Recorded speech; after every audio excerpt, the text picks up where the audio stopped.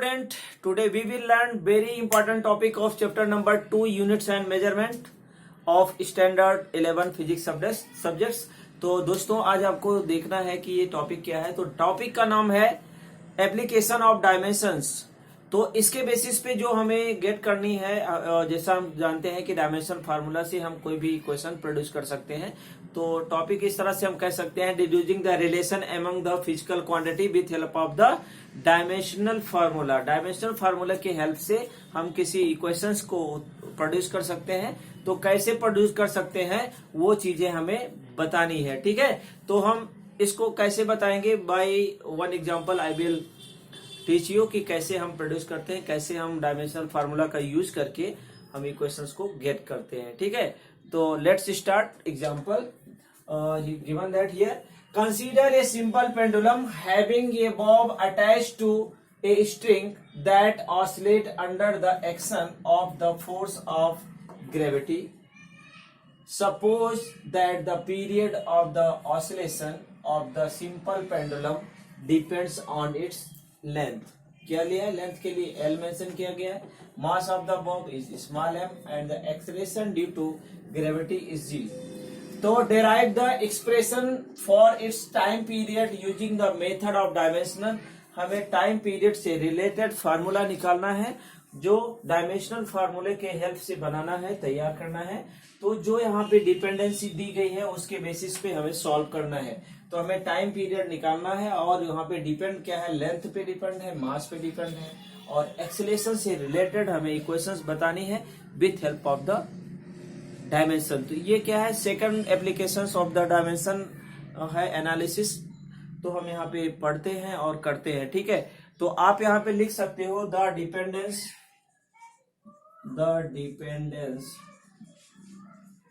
यहाँ पे डिपेंडेंस किसका है, किसके साथ है, वो चीजें हमें बतानी है।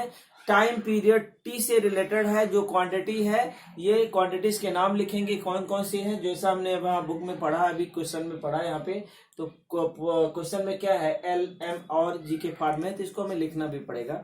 The dependence of the time period लिखिए, the dependence of time period capital T on किस पे डिपेंड करना है, पीरियड ऑन द क्वांटिटीज। उस क्वांटिटीज के नाम हमें बताने हैं, वो लिखना पड़ेगा। क्वांटिटी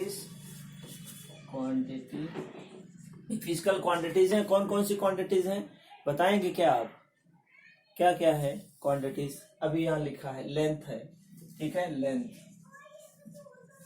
जिसको हम किससे डिनोट करेंगे, स्मॉल l से, ठीक है। दूसरा क्या है, मास है, मास ये m से डिनोटेड है, डिनोट किया करना है। और तीसरा क्या है, एंड g है, एक्सेलरेशन ड्यू टू ग्रेविटी, जो हम स्मॉल g से यहाँ पे डिनोट कर रहे हैं, ठीक है। तो ये वैल्यूज हमें यहाँ पे लिखना पड़ेगा। अब इसमें क्या है कि जो ये वैल्यूज हैं ये क्या है, एक दूसरे के एज ए प्रोडक्ट कह सकते हैं, एज ए प्रोडक्ट लिखें, एज ए प्रोडक्ट, ठीक है। मल्टीप्लीकेशन होगा क्योंकि डिपेंडेंसी एक दूसरे से रिलेटेड है। तो मे बी रिटर्न एज कैसे लिख सकते हैं, मे बी रिटर्न एज, ठीक है, कैसे लिख सकते हैं। ये इक्वेशंस को आप ध्यान से देखिए। सपोज दैट T है, तो T किससे रिलेटेड है, अगर उसको हम डिपेंडेंसी कहें तो डायरेक्टली प्रोपोर्शनल कर सकते हैं प्रोडक्ट ऑफ। और प्रोपोर्शनल को हटाने के लिए कोई कांस्टेंट हम लेंगे, तो यहाँ पे हम कांस्टेंट ले रहे हैं K, और यहाँ पे वैल्यूज है, उसकी वैल्यूज को, जो हमने वैल्यूज ली है उसी को हमें लेना है। तो हमने लेंथ लिया है, ग्रेविटी ली है और मास लिया है, ठीक है। तो क्या लिया है, लेंथ लिया है, ग्रेविटी ली है और मास ली है, और इसकी पावर हम x, y, z लिख सकते हैं। तो in this way this is equation number 1। यहाँ पे आपको कह सकते हैं कि क्या है, ये डायमेंशनल फार्मूला है, और जो x, y और z हैं ये क्या है, जो हमारी फिजिकल क्वांटिटीज हैं उसके एक्सपोनेंट है, ठीक है। तो चलिए लिखिए, वेयर के आप देख सकते हो t का 2k, l की पावर x, y, g की पावर y और m की पावर z, इक्वेशन नंबर 1 है। तो यहाँ पे वेयर लिखिए, where k is dimensionless constant, dimensionless constant and x, y, z are the exponent of, and x, y and z are the, ठीक है, exponent of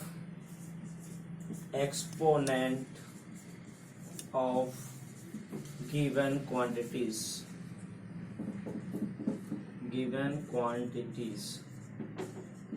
ठीक है।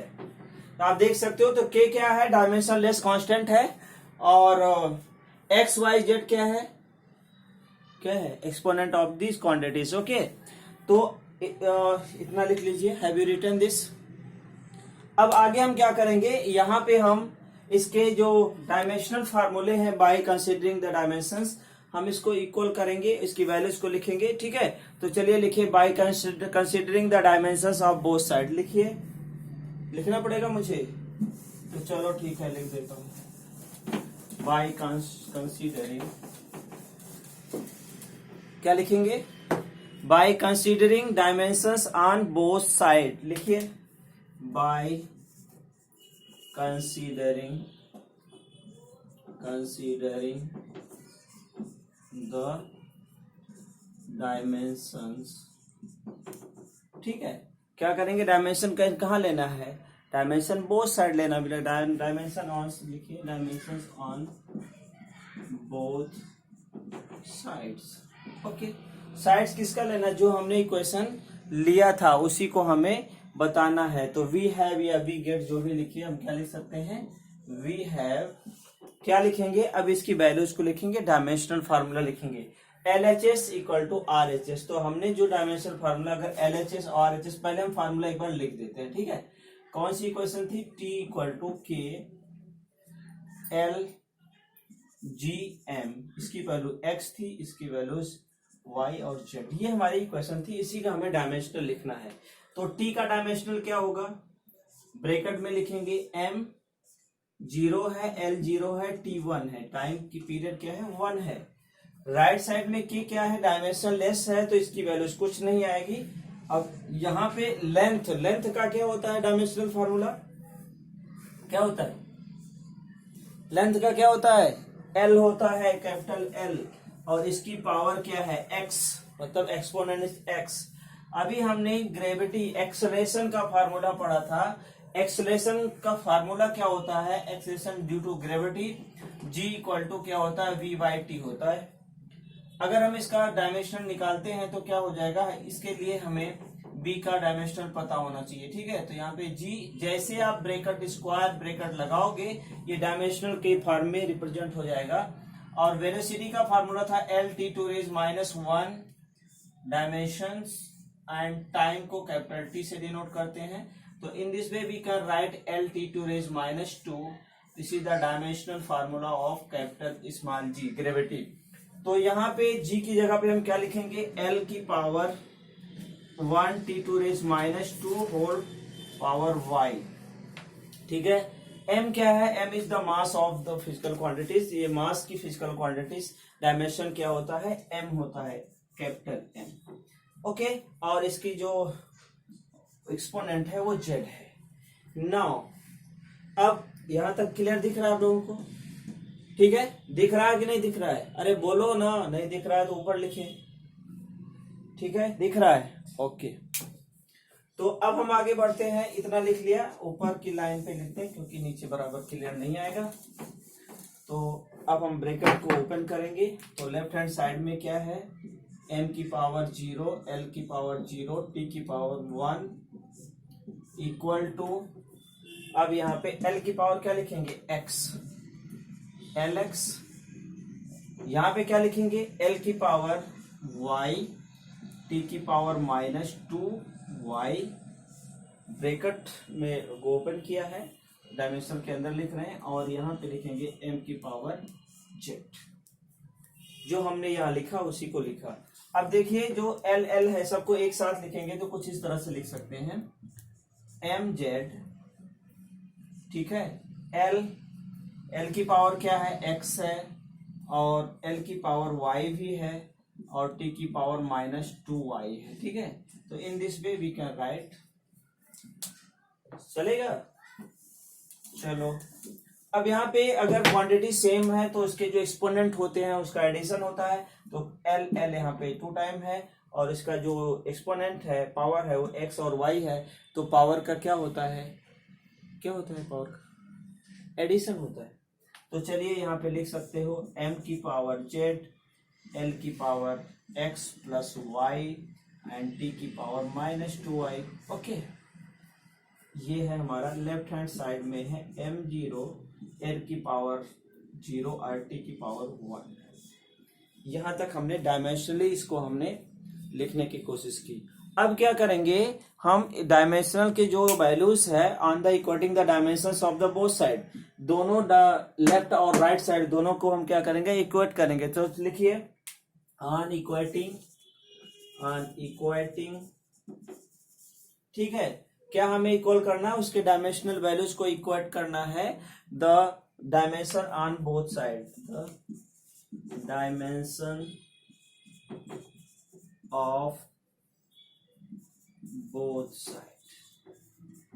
कहने का मतलब दोनों साइड में जो डायमेंशनल फार्मूला है उसको हम इक्वल करेंगे, कंपेयर करेंगे, compare the exponent of the left hand side to right hand side, तो उसी वैल्यूज को हमें लिखना है, ठीक है। तो चलो लिखो, अब आपको बताना है और हम पूछेंगे। We get, okay.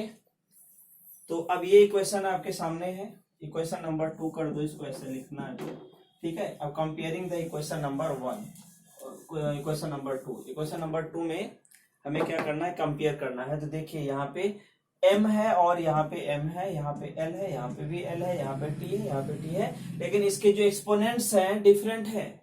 अगर बेस सेम है तो एक्सपोनेंट क्या होगा, इक्वल होगा। तो you can see if you compare m तो क्या आएगा, z इक्वल टू 0 होगा, देख लो। और l को देखिए, तो यहाँ पे l की पावर 0 है और यहाँ पे l की पावर x प्लस वाई है, तो हम क्या लिख सकते हैं, x plus y equal to 0। Okay, till here no doubt. अब t की पावर 1 है यहाँ पे और t की पावर -2 है, तो हम लिख सकते हैं कि 1 इक्वल टू -2y। कोई डाउट नहीं, कंपेयर किया एक्सपोनेंट को, तो इस तरह से हम लिख सकते हैं। ये इक्वेशन इसीलिए यहाँ पे सामने रखा है कि आपको क्लियर हो सके। अगर हम इस वैल्यूज को यहाँ से y की वैल्यू निकालना चाहें तो हम इसको लिख सकते हैं, इस इक्वेशन को जो आगे लिखा गया है, तो हम यहाँ लिख सकते हैं कि y इक्वल टू -1/2। ये हो सकता है ना, by this equation 1 equal to -2y, तो y की वैल्यू यहाँ पे हो गया। अब अगर यही वैल्यू y की वैल्यू इक्वेशन नंबर जो हमने गेट किया है x plus y equal to ये, यहाँ पे अगर पुट कर दें इस वैल्यूज में, यहाँ पे इसका नाम कुछ दे दें, अगर y की वैल्यू यहाँ सब्स्टिट्यूट करें तो क्या आएगा, यहाँ तो इसकी वैल्यू आ गई, z की वैल्यू हमें क्लियर मिल गई, y की वैल्यू मिल गई। हमें क्या नहीं मिला है, x की वैल्यू नहीं फाइंड आउट कर पाए हैं। तो लिखिए पुटिंग द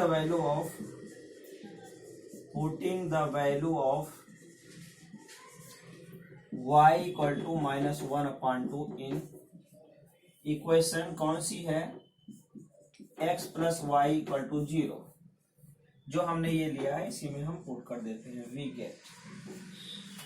चलो लिखो, तो x प्लस वाई की वैल्यू कितनी है, -1/2 इक्वल टू 0, तो x इक्वल टू क्या आएगा, 1/2 को राइट साइड ले जाओगे तो 1/2 हो जाएगा। तो in this way we have got, हमारे पास तीनों इक्वेशन आ गई, x की वैल्यू हाफ आएगी, y की वैल्यू -1/2 और z की वैल्यू 0 आएगी। अब क्या करें, हम इस वैल्यूज को इक्वेशन नंबर 1 में सब्स्टिट्यूट करेंगे। कहां करेंगे, इक्वेशन नंबर 1 कौन सी है, t equal to k l की पावर x g की पावर y एंड m की पावर z, जो हमने इक्वेशन नंबर 1 था वहां पे वैल्यू पुट करेंगे और इसके वैल्यूज को फार्मूले को निकालेंगे। तो यहां तक लिख लिया, चलो okay.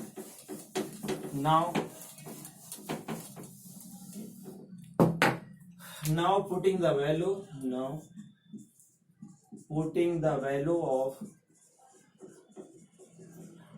of x, y and z in equation number 1 we get तो इक्वेशन नंबर 1 क्या था, t इक्वल टू के, यहाँ पे l x की वैल्यू क्या आई है 1/2, इसके बाद g था, g की वैल्यू क्या आई थी -1/2, g की वैल्यू y थी ना। चलो एक बार हम लिख देते हैं फिर से इक्वेशन में, फिर क्लियर होगा। l x g y और m इसी इक्वेशन में सब्स्टिट्यूट करनी है। अब तो हो जाएगा।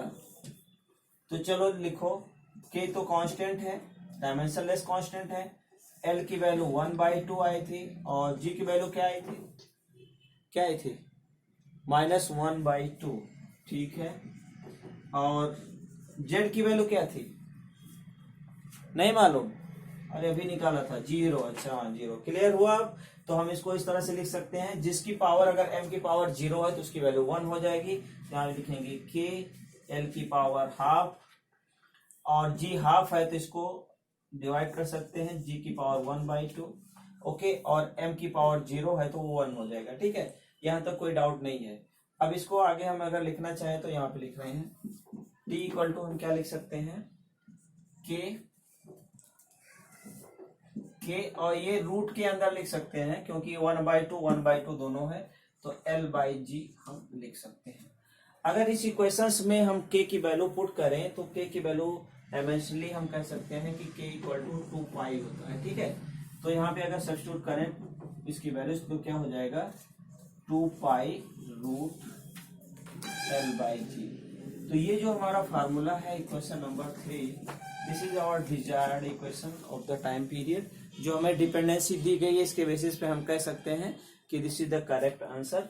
तो dimensionally this is our equation. तो ये हमारी करेक्ट इक्वेशन है। In this way we can derive the new formula with help of the dimensional formula, okay.